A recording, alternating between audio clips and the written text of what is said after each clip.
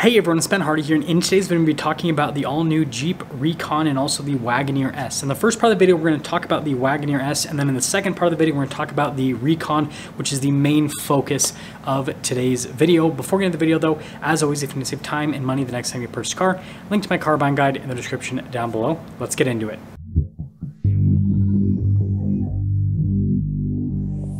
So let's talk about this Wagoneer S, which is exciting because it's one of Jeep's first fully electric SUVs, but also not exciting for me because it's not an off-roader like the Recon. So this is basically going to be about the size of a Jeep Grand Cherokee or Jeep Grand Cherokee L. I know it has the Wagoneer name, but it's not Wagoneer size, which is somewhat strange. We don't have a whole lot of information on this other than, well, the photo that you guys can see in this part of the video in terms of what it's going to look like.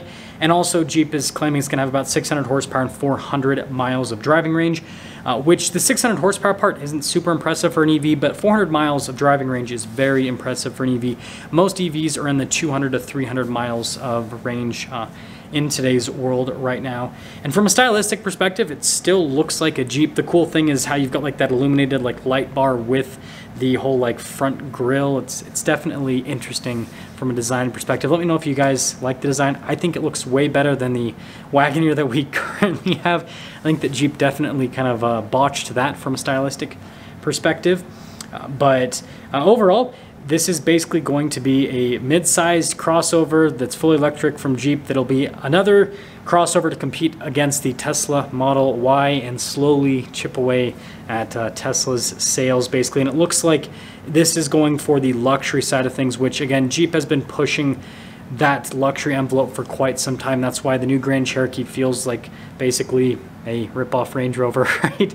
And so this is going to be, I guess, a rip-off Range Rover that's fully electric. I know it sounds bad, but overall, I'm pretty impressed with it. But let's get into the fun part. The fun part now is talking about the Recon, which is apparently inspired by the Wrangler, but I think it's more inspired by the Jeep Renegade. I know that's kind of an insult, but it looks like a big beefed up Jeep Renegade, which, yeah, it's kind of interesting. So they've basically not gone for the Wrangler styling and gone more for the like Land Rover Defender type styling, where they have, you know, slightly bulged fenders and itty bitty fender flares instead of what the Wrangler has, which is a crazy boxy design and then the world's like biggest fender flares ever. They're not as big as the Bronco Raptor's fender flares, but they're still pretty dang large.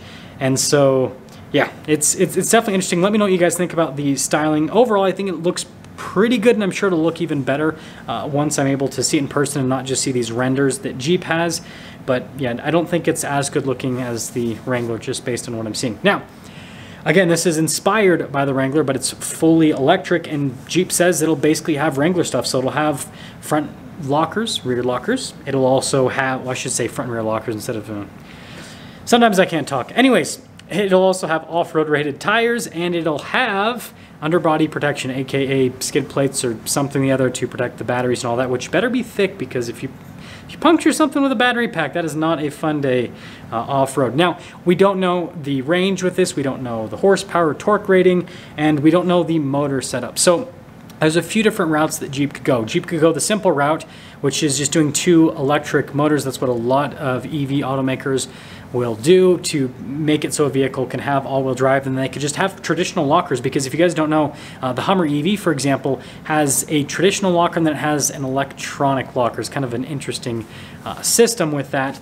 So Jeep could basically just do traditional lockers with this, with the dual electric motor setup, and that would work perfectly fine for off-road conditions. And frankly, that would actually be a better setup for traction compared to what the Wrangler offers right now, because even with just a dual electric motor setup, you can really like finely tune the amount of torque going to each wheel just a little bit better than what you can do with just a regular internal combustion engine car, because again, having instant torque and instant horsepower with the electric motor just gives you a little bit more precision, and so it would help it from a traction perspective. But The one thing that I do want to mention is it's probably not going to have solid axles like the Wrangler, and I think that's why they're making this look substantially different compared to a Wrangler and more like a Jeep Renegade or Land Rover Defender, is because it's going to be an independent front and rear suspension vehicle.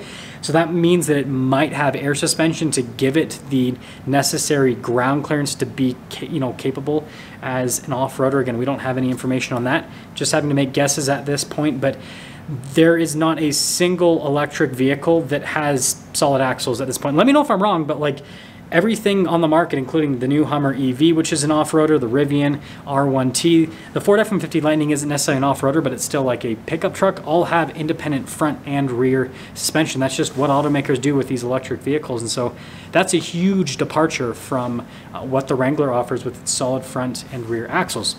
Now, the other thing that Jeep could do is the Rivian way of doing things, and that could be a quad motor setup. So you have a motor for each individual wheel, which would obviously be the best possible thing to do in terms of traction, because then you'd be able to perfectly calculate the amount of torque for each individual wheel in off-road situations to give you the most amount of traction. I mean, it's seriously impressive the stuff that the R1T and, well, the R1S that's coming out as well is able to do off-road because of that quad motor setup. And we could have our own Jeep version of the whole tank turn thing that Rivian has with the R1T and the R1S.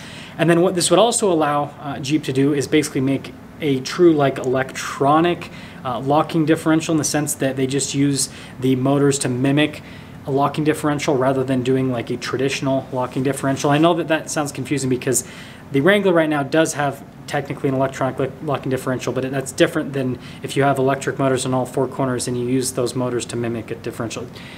Yeah, I know, it's crazy, it's complicated stuff, and I only like 50% understand it. But the point that I'm trying to make is that Jeep is releasing this new electric off-roader, and I think that it's pretty cool. I think it's a pretty cool concept, and I'm excited to see more fully electric off-roaders, because right now I think that most electric cars are frankly boring because we don't have like a lot of diversity in the electric car world. We basically have luxury electric cars, that's what Tesla does at this point, and also BMW, Mercedes, Audi, so on and so forth.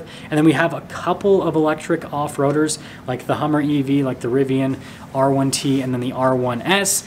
We don't really have any electric sports cars yet. Nobody's really figured that out. Tesla said that they're going to release the Tesla Roadster a while ago, but yeah, we'll see when that comes out, maybe by 2050 or something. But I think this is cool because, again, it's adding just a little bit more into the electric car segment. And I guess one thing I didn't touch on is range. So Jeep didn't talk about range with this. Now, I think that it's safe to assume it's probably going to be somewhere in the 300-mile range. That's pretty typical for most of these electric crossovers. Obviously, they're saying 400 miles of range with the Wagoneer.